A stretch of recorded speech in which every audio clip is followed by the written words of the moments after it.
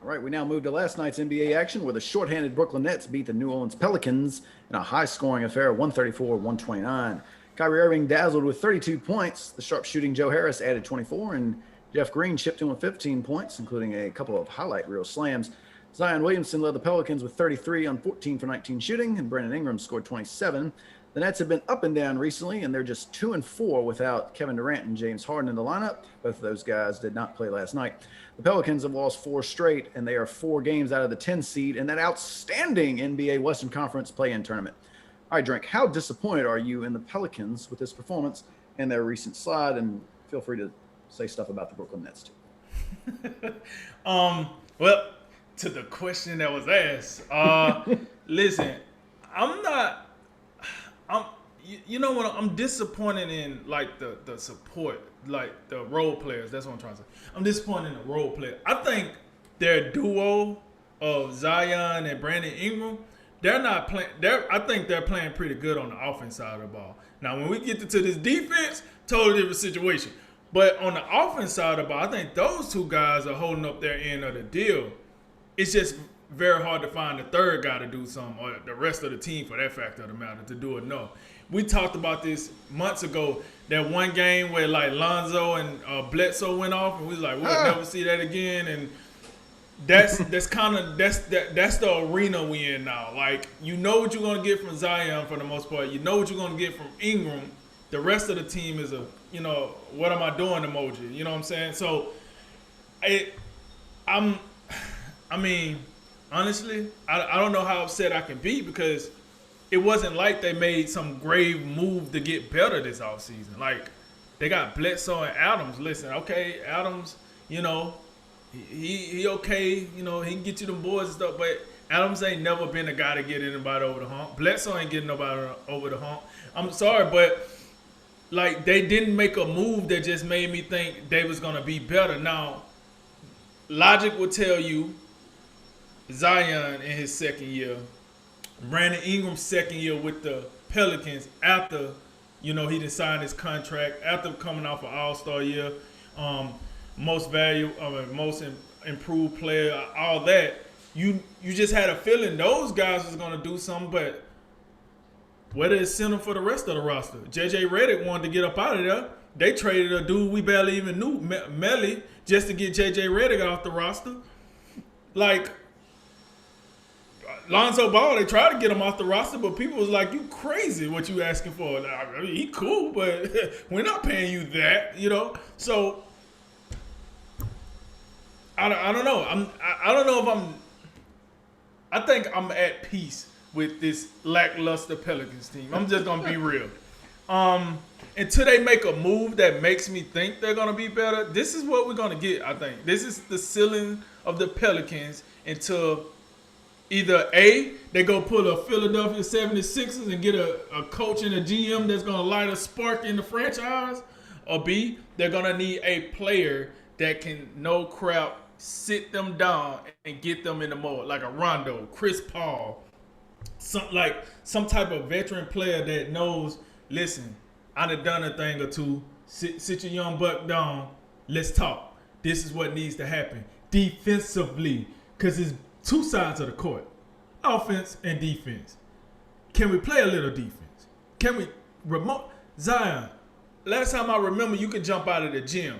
I done seen it with my own eyes. I done seen you run a dude down and block a ball at the 3-point line and send that joint out of the stadium. I seen that.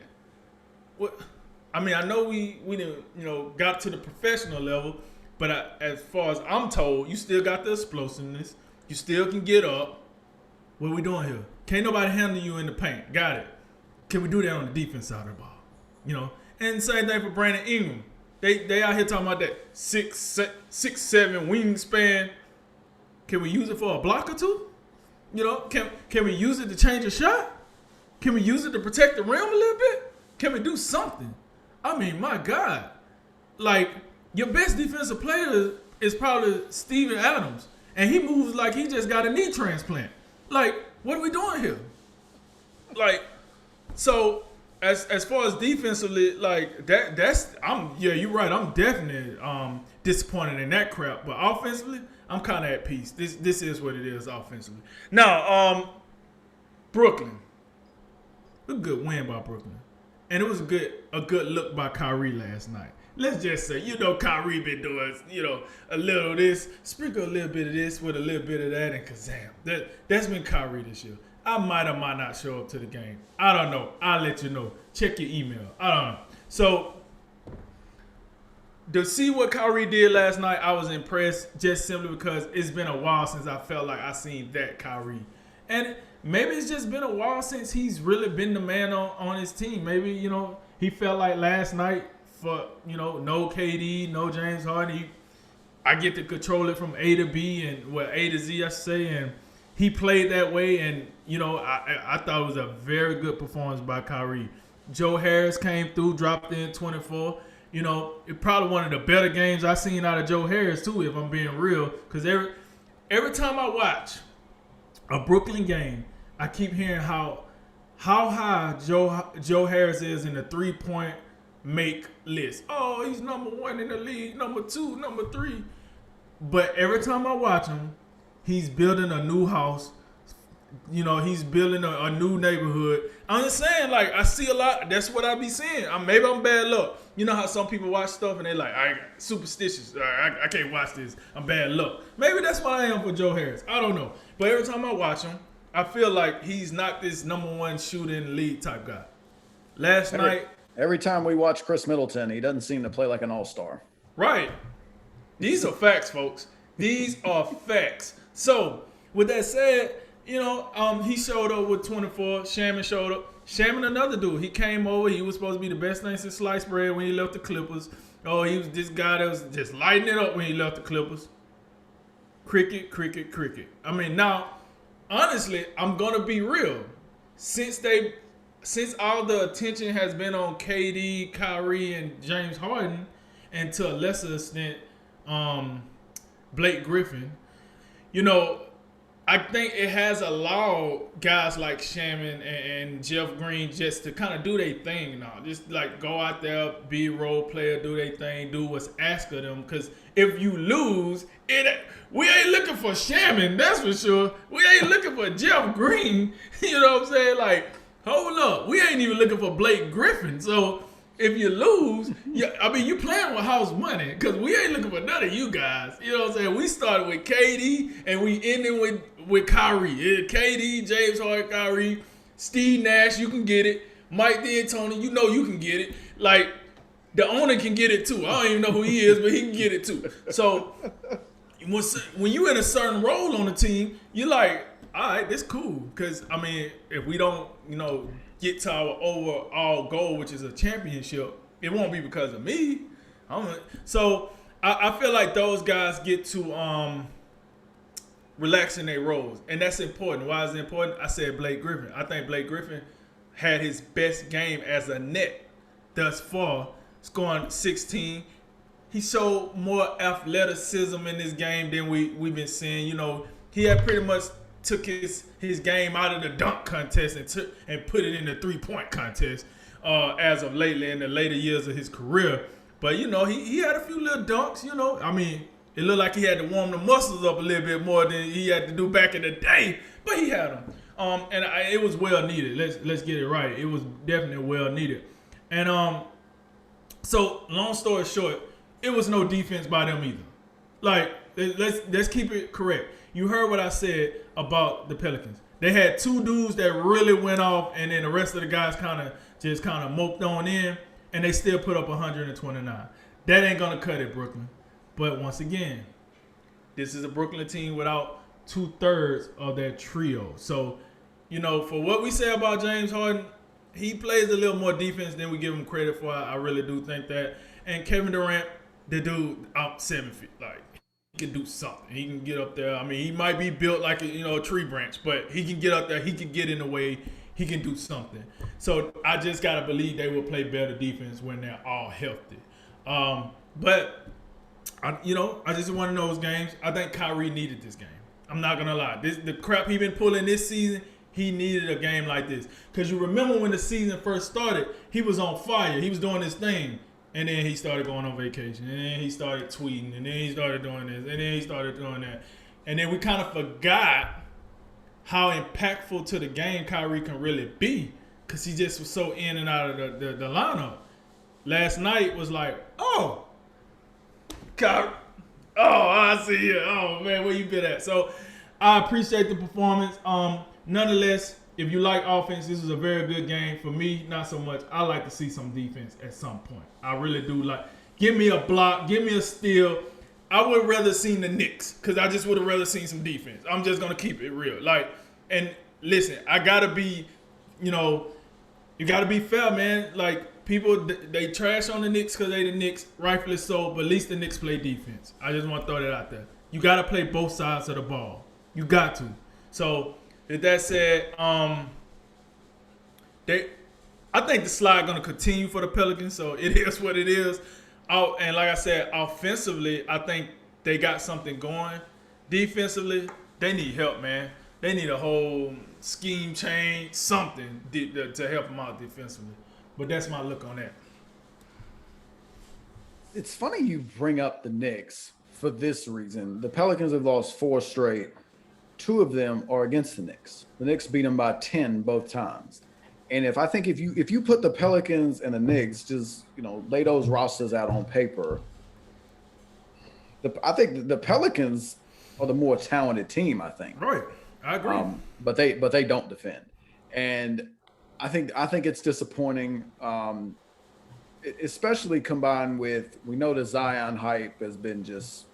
It feels like it's kind of plateaued a little bit, probably because they're just not very good. They're exciting to watch. We know Zion's a highlight reel. Brandon Ingram is a great player, but the results just aren't there. And it looks to me they have gotten no better since last year. They are the same exact team. They can score the ball with anybody. They play well in stretches.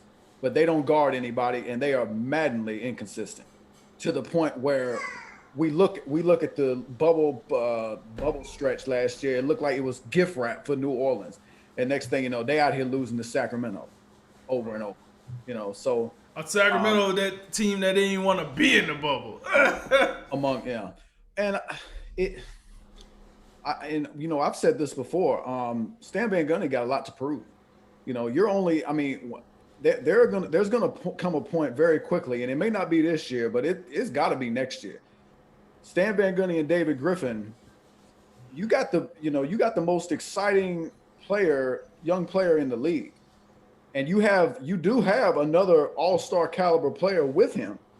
You're gonna have to figure it out around those 2 guys, and I think the Eric Bledsoe thing. I mean, Eric Bledsoe and Lonzo Ball together, it has the similar feel of Al Horford and Joel Embiid. It just don't seem to make a lot of sense.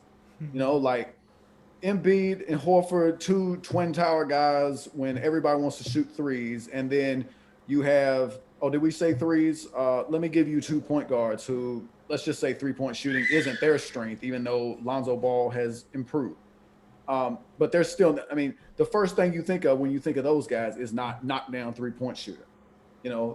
We did that one anomaly game where they hit like 15 threes combined or whatever it was. They haven't done it since. And Bledsoe's been dreadful the past 2 months to the point where they were trying to get him out of there and nobody wanted him, so they still stuck with him. Right. So I don't know. They're disappointing because a team with a duo like that's a legit NBA superstar, maybe superstars, not quite superstar, but got superstar talent. And both of these guys are all stars because you said caliber, but Brandon Ingram did make the All-Star game last year. And the other part of it is they're on national TV too much to be this mediocre. That's a huge piece of it. So obviously we know what that is. Zion's going to get you on national TV, just like back in those later years with the Lakers and Kobe, when he was on the after the Achilles, he just never the same. You're still going to get your TV time, but this is the opposite thing. This is a team that should be on the come up, and they over here getting swept by the Knicks, which is the Knicks are absolutely respectable. But right. I mean, you would think really you get swept by the Knicks, and that's a team that doesn't score, So, but they don't guard anybody, and they're gonna have to get better on that end if they want to improve. And it's just again this play-in tournament now to where you've extended the field to where 2 out of every 3 teams in the NBA they get in the play-in and have a shot at the playoffs. The Pelicans are 4 games back of even doing that. So, at some point, I don't know how long the honeymoon is going to last, and people are just going to be in that, oh, Zion, he's playing way up there above the rim. Eventually, they're going to look down at Stan Van Gundy and be like, what are we doing? And David Griffin, could you, get us some players that, make sense and don't give me this Lonzo Ball, Eric Bledsoe thing? It's just it don't make a lot of sense, and it's not. You know what? You know what? And that's another thing. I think that trade could have stunt Lonzo Ball's growth. To be honest with you, to go get another dude that do the same thing, you got to give him minutes because how much money you paying him. And I didn't think about that till you said it, but I feel like Lonzo was better last year when he didn't have, a carbon copy come get traded into his team. You know what I mean? So. Yeah, I definitely agree with you on that. Well, since he went to the Pelicans, he's had, another, fringe all-star caliber player, Drew Holiday, and now you bring in Bledsoe. The other thing is, that goes back to the defense. Eric Bledsoe, you've said multiple occasions, you've referenced, I'm a guy that's going to just crush his three-point shooting because you can't shoot him, go somewhere else, get to the basket. But we've known him, especially coming to Milwaukee, as an all NBA defender. And Lonzo Ball, people keep telling me, oh man, one thing we can say about him, he's been really good defensively, better than we thought he'd be, considering not the most fleet of foot point guard, but he uses his length very well. And so you think about that, and then you think of Zion, who we know he can impact the game on both ends. You talk about Ingram's wingspan. I think he's 6'7" with a 7 foot, but I get the point. And Steven Adams, he's a guy who can protect the rim for you. That's the whole starting lineup, and they can't guard anybody. But we're praising each guy individually. It don't make a lot of sense. Brooklyn, meanwhile, and that's the other point of this. Brooklyn don't have 2 of their 3 guys who, two MVP caliber players. They're both injured. And Kyrie Irving, who has the luxury of being the 3rd guy, he gets 32. Joe Harris has a great night, and Brooklyn wins. This is a game where I think New Orleans has to be disappointed because, number one, you need wins if you would like to make the playoffs. I mean, I don't know how you really want to be in the lottery again. You won the lottery. You got Zion Williamson, so I don't know how. The lottery cannot be the goal. That's not what I guarantee you, that's not what David Griffin signed up for. And that's not what Stan Van Gundy was expected to do. But the other thing, you talk about a guy like Shamet, and this is just a bit off topic. When we talk about the Clippers' depth, and I always reference Lou Williams and Montrezl Harrell being gone, Shamet's another guy that's gone, who is another key piece of that bench. And that is a luxury that Brooklyn has him now because he can impact the game, and he is an elite shooter. But also JaMychal Green. JaMychal Green's another guy on that Clippers bench who's in Denver. So just another note on the Clippers bench and why I'm a little bit down on them this year. But it is a luxury because you are right. Like, these role players for Brooklyn should be able to go out there and play free and easy and not have a worry in the world because, nobody's coming for Shamet or Harris or Jeff Green. Nobody's coming for Blake Griffin. They might not even come for Kyrie. It might be KD and Kevin Durant. They gonna come for Kyrie just because they might. Kyrie. I mean, they might, but it's going to be a situation either way where the media isn't just going to look at one guy and just pile on him. It's going to be spread loaded. So So that my thing is this: if you get a max contract, they coming for you. Think about this now. When we was going for 76ers, who was Joel Embiid, Ben Simmons, and Harrison. Harrison. There we go. And the reason we went at them was because they was max contract guys that was not playing like max contract guys. And Brooklyn got 3 of them. Kyrie is one of the 3. So that's why I think if the ship don't get to where it needs to go, they're gonna split the blame 3 ways because those are the guys. I'm also, in reference to defense again, Brooklyn, I'm concerned about them defensively as well. They gave up 56% shooting in this game. I think KD will help with that if, they just stay on the court. James Harden, he's underrated. He's improved defensively, but I think this team it's going to be dangerous for them, especially if they end up playing Philadelphia, because I think it's easy to fall into the trap of saying we're so elite offensively and we've got these three like very likely future Hall of Fame guys that we can be very lax in how we play defense because we're just gonna blow everybody out the way scoring the ball. And it's not like they're coached by Tom Thibodeau. This is Steve Nash, who I could be no, I'm not wrong. This guy didn't win these MVP awards for locking people down at the defensive end. And Mike D'Antoni, he don't give a rip about defense. About no defense. So nope. that possibly lacks attitude. The coaches ain't there for the defense either. So I'm concerned about that. And that's why I like Philly right now today. I would take Philly. And also thinking about Brooklyn, we haven't seen much of them fully healthy. So that's a major thing to be concerned about. They only played 7 games. Yeah. I think 7 games together, I want to say. And the last thing, it's no secret that I wanted Lakers Clippers last year in the Western Conference Finals. We didn't get it. This is the must-see conference finals matchup, even more so than Lakers Clippers, is Nets 76ers. That is a matchup that I think we have to get come playoff time.